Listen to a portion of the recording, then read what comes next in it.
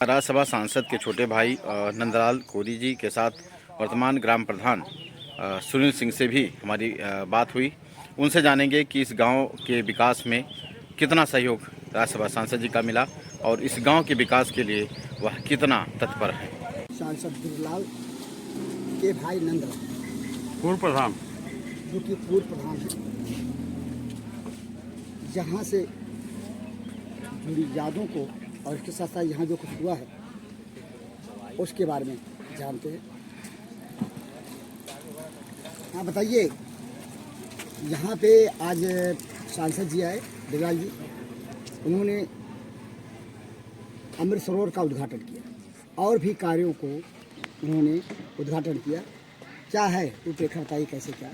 साहब, पहले मैं आदर्श तालाब बताना चाहूँगा कि यह एक आदर्श तालाब बना। आदर्श तालाब का स्वरूप क्या होता है? एक आदर्श तालाब का सुनिए सच्चा मूल, ऊंच बांध आवागमन जल का हो अनुकूल। जल का हो अनुकूल, जाली हो छोटी फानी, करे नहीं स्पर्श किसी फैक्ट्री का पानी। कहते कवि नंदलाल, सालों हो जल का आशय, ट्यूबवेल या नहर हो पास वही आदर्श जलाशय। यानी आप कभी भी एक अपनी पहचान कवि के रूप में आपने दिया। हाँ साहब, मैं किसानों के बीच में छोटा सा हूँ। किसान नाम है नंदलाल, पेशा खेती ही करते हैं। जिला है सिद्धार्थनगर, तहसील सोहर्दगढ़, पत्रालय चिड़िया गुजरौलिया में रहते हैं। जन्मे यहीं श्री ब्रजलाल सांसद, हिंद में रुतबा बुलंद नाम हेत मरते हैं। उन्हीं का भाई जनप्रतिनिधि समाज सेवक हूँ, लेकिन स्नेह से प्रधान सभी कहते हैं।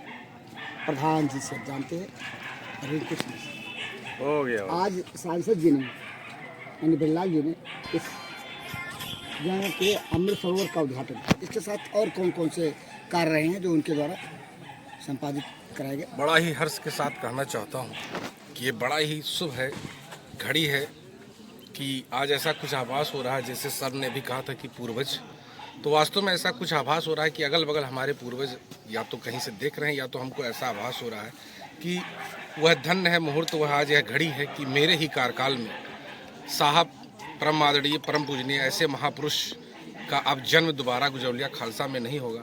मैं तो ऐसे बुलंदियों पे देखना चाहता हूँ कि भारत के मानचित्र पर मेरा यह ग्राम पंचायत गुजरौलिया खालसा पहुँचे और देश के वो प्रथम नागरिक हों। यह तालाब उन्होंने अपने बचपन की यादों को जुड़ी हुई थी, जो इस तालाब को अमृत सरोवर माननीय नरेंद्र मोदी जी के सपने को साकार करते हुए आज हमारे माननीय सांसद जी ने, और मेरा भी स्नेह रहा उस तालाब से जुड़ा हुआ, जो कि इतना लंबा अपना बजट दे करके और इस गांव का जीर्णोद्धार किया है। यह बड़की पोखरा के नाम से जाना जाता था। दूसरा हमारा छोटकी पोखरा है, उस पर भी उन्होंने 40,94,000 रुपये की धनराशि स्वीकृत की है अपने सांसद निधि से, और वह भी तालाब आपको 6 महीने के अंदर ही ऐसे ही स्वरूप में बदलता दिखाई देगा। इंटरलॉकिंग 1300 मीटर दिया है आपने। फिर सर से मैंने अनुरोध भी किया है सोलर लाइट के लिए, कुछ सड़क के लिए, कुछ अतिक्रमण जो है वो हट गए और अच्छी सड़कें हों, एक नया निर्माण हो। मेरा यही कहने का मतलब, सर बार बार हमसे कहते हैं कुछ ऐसा करो कि नालियाँ सड़क तो सब बनवाते हैं, लेकिन कुछ ऐसा बनाया जाए, कुछ ऐसा प्राकृतिक वातावरण को संरक्षित किया जाए जिससे हमारा यह जो वातावरण हो सुदृढ़ हो और स्वच्छ हो। जैसे जब स्वच्छ पेयजल रहेगा, प्राकृतिक वनस्पतियाँ रहेंगी, तो हमको दीर्घजीवी होने का जो वरदान था, जो ईश्वर का वरदान है कि अगर वनस्पतियाँ नहीं रहेंगी तो फिर मानव जीवन दुर्लभ हो जाएगा। इन्हीं सभी का आशीर्वाद सर का था कि कुछ ऐसा काम करो जिससे पशु पक्षी जो नहीं बोल पाते हैं, सभी लोगों से मैं अनुरोध यही करता हूं कि सभी लोग जानवरों का पालन पोषण करें, कि जो आजकल गौशाले में चली जाती हैं दूध दूध करके उसको फेंक देते हैं, वो ऐसा नहीं करना चाहिए। चूँकि वो गौ माता है, सरकार आज इस पे बड़ा ही ध्यान है उनका कि गौ माता का सेवा ही। मैं स्वयं खुद 2 गाय पाला हूँ।